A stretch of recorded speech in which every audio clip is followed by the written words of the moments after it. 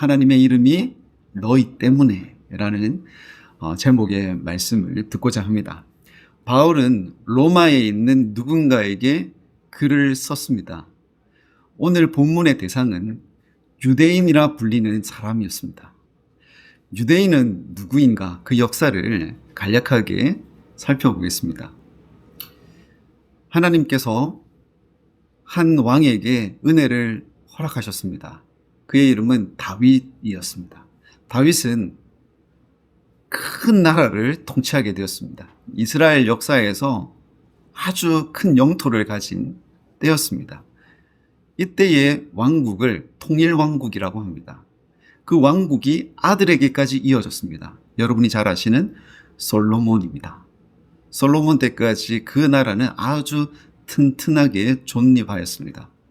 그 후에 아들이 이 나라를 물려받게 되었을 때 그 나라는 분단되었습니다.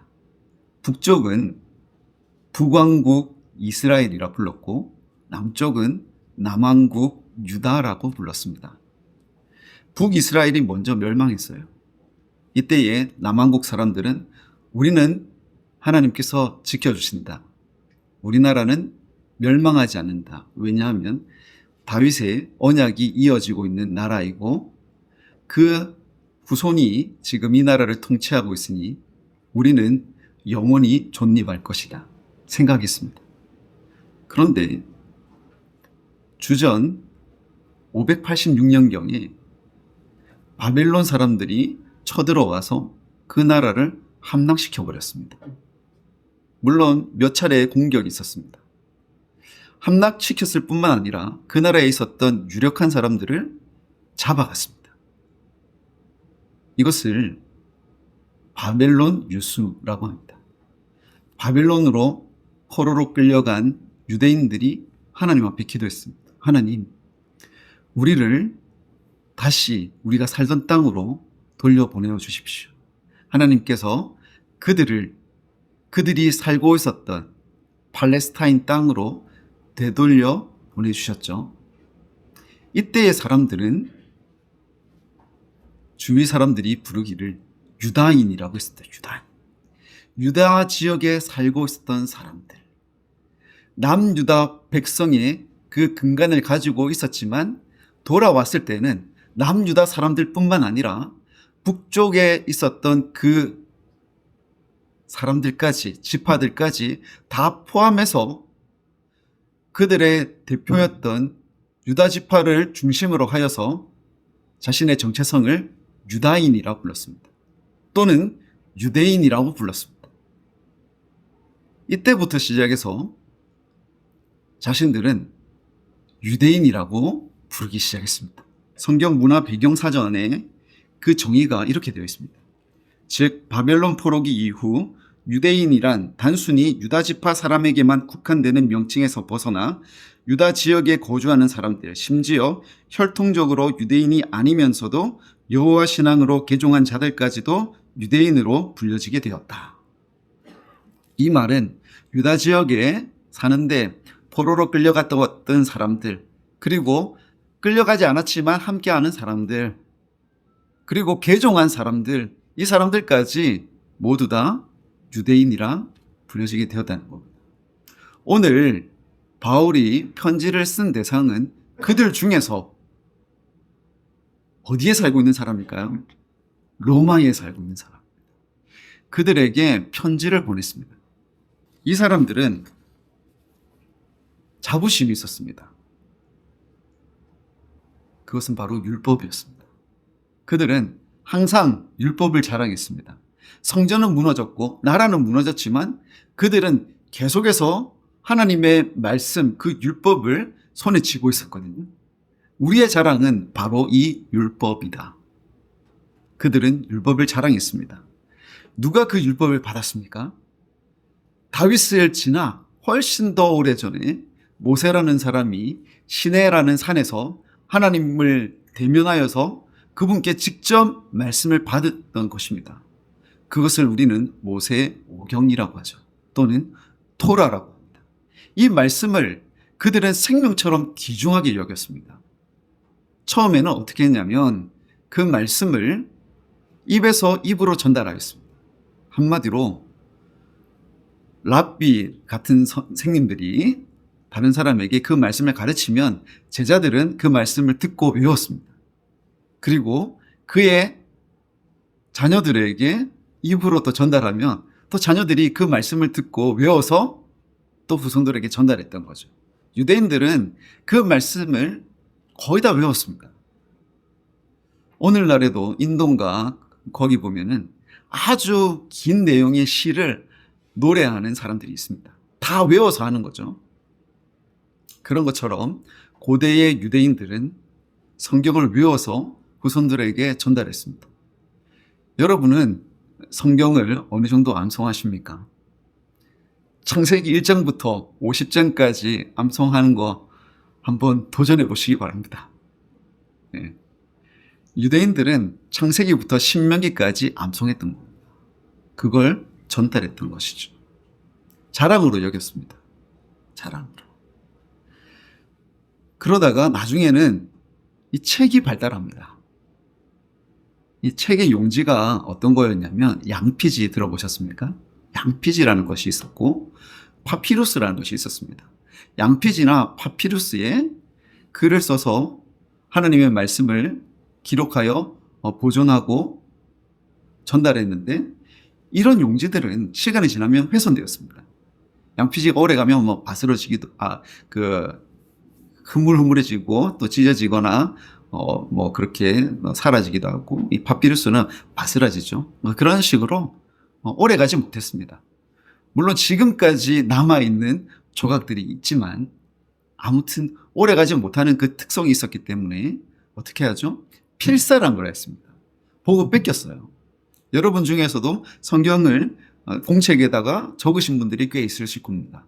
그런 것처럼 필사를 하는데 한자도 흐트러지지 않으려고 노력했어요. 그들이 어떻게 했는지 발견된 사본을 보면 알 수가 있습니다. 본문은 그대로 기록하고 누군가가 선조가 기록했던 것을 보는데 잘못 적은 것 같아요. 만약에 하나님이라고 적어야 되는데 하니님이라고 적은 것 같아요. 그러면 어떻게 했을까요? 그걸 지우지 않습니다.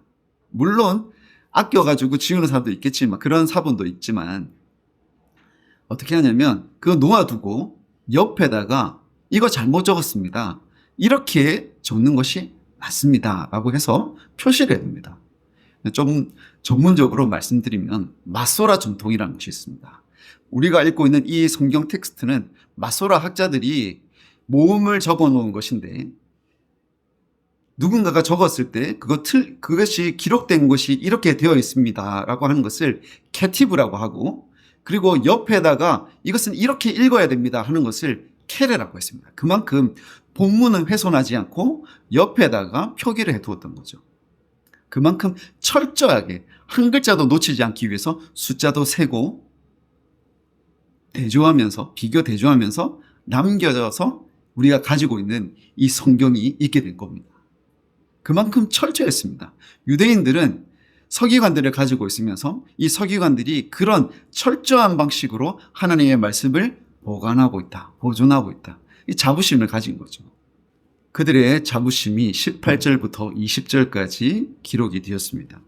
그들은 이렇게 말했습니다. 우리는 지극히 선한 것을 분별한다. 어떻게 분간하죠?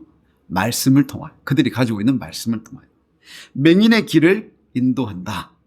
어떻게 인도합니까? 하나님의 말씀으로.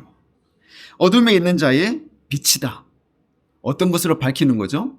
무지한 그 사람들에게 성경 말씀을 가르쳐 줌으로. 어린아이의 선생이다. 어린아이가 아무것도 모를 때 무엇으로 가르치죠? 하나님의 말씀으로. 그들의 자랑은 율법이었습니다. 그만큼 율법에 대해서 자신이 있었고 그들의 어깨가 아주 높아져 있었습니다. 바울은 그렇게 믿고 있었던 유대인들에게 팩폭을 가했습니다. 팩폭이 무엇입니까? 팩트, 폭력, 팩트, 폭행 이렇게 되어 있는 것인데 뜻은 다른 사람에게 팩트, 뜻은 사실이라는 뜻인데 사실로 어떤 의견을 반박하는 행위를 팩폭이라고 합니다. 누가 무슨 말을 했는데 잘못됐습니다. 그러면 자기가 알고 있는 그 사실로 그 잘못됐습니다라고 이야기하는 것이죠. 21절부터 23절까지 팩폭이 나열되어 있는데 이렇습니다. 첫째, 그 유대인들은 도둑질했습니다. 말로는 성경에 도둑질하지 말라라고 되어 있으니 당신들은 도둑질하지 마십시오라고 가르치는데 실제로 그들은 남의 것을 도둑질하였던 것입니다. 둘째, 간음하지 말라고 가르쳤어요. 그런데 그들이 간음하는 것. 셋째, 신전 물건을 훔치지 말라고 했는데 신전 물건을 훔쳐버립니다. 우상을 가증히 여기는 네가 신전 물건을 도둑질하느냐라고 말하였습니다. 유대인들은 율법을 자랑했지만 그 율법을 지키지 않았습니다. 약 30년 전의 일이었습니다. 그때 여러분은 어떤 교육을 받았는지 한번 떠올려 보시기 바랍니다. 한 선생님이 고스란히 배운 그대로 학생들에게 가르쳤어요. 주일에는 돈 쓰면 안 된다.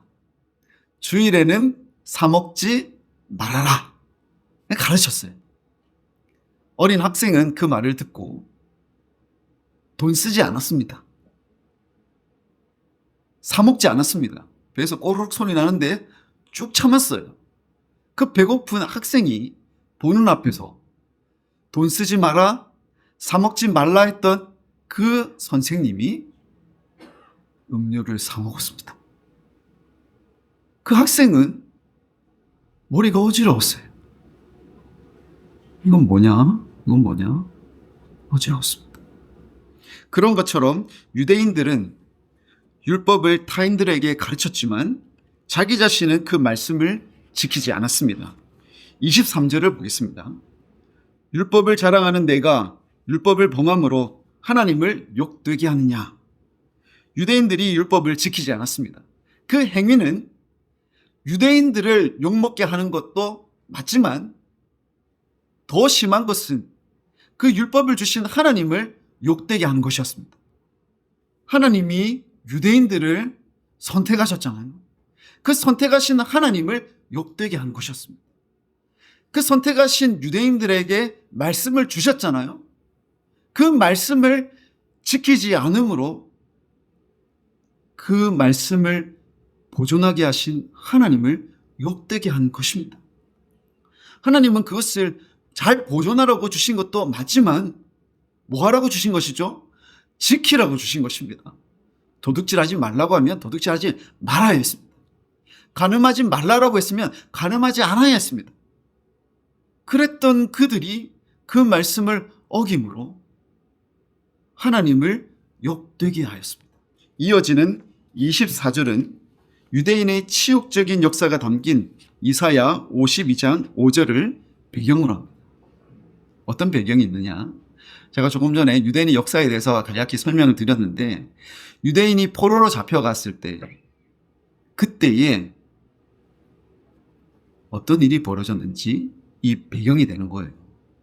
유대인들은 결코 그들의 나라가 멸망하지 않을 거라고 생각했습니다. 우리는 하나님의 말씀을 가지고 있고 그 말씀을 보존하고 있는데 이 나라가 멸망하겠느냐? 다윗에게 하나님의 언약을 주셨는데 우리가 멸망하겠느냐?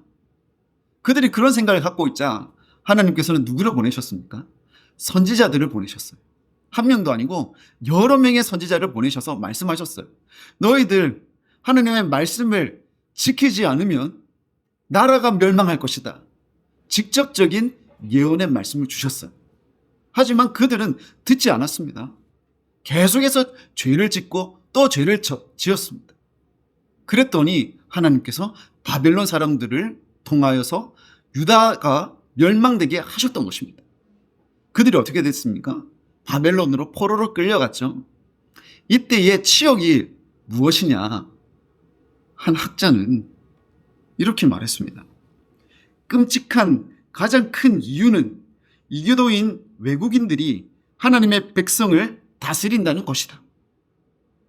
하나님의 백성은 누가 다스리는 것입니까? 하나님이 다스리는 것입니다.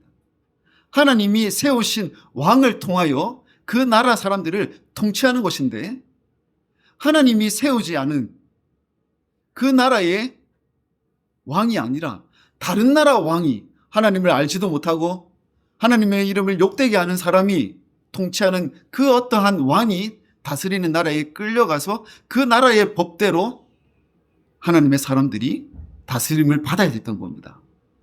그때의 사람들이 뭐라고 하겠습니까? 이스라엘 사람들이 끌려왔어요. 유대인들이 끌려왔어요. 주위 사람들이 뭐라고 했을까요? 네가 하나님 믿는다고? 야, 네가 그래 살면서 하나님 믿는다고? 야, 우리가 더 낫다. 우리는 도둑질하지 않는다. 우리는 간음하지 않는다.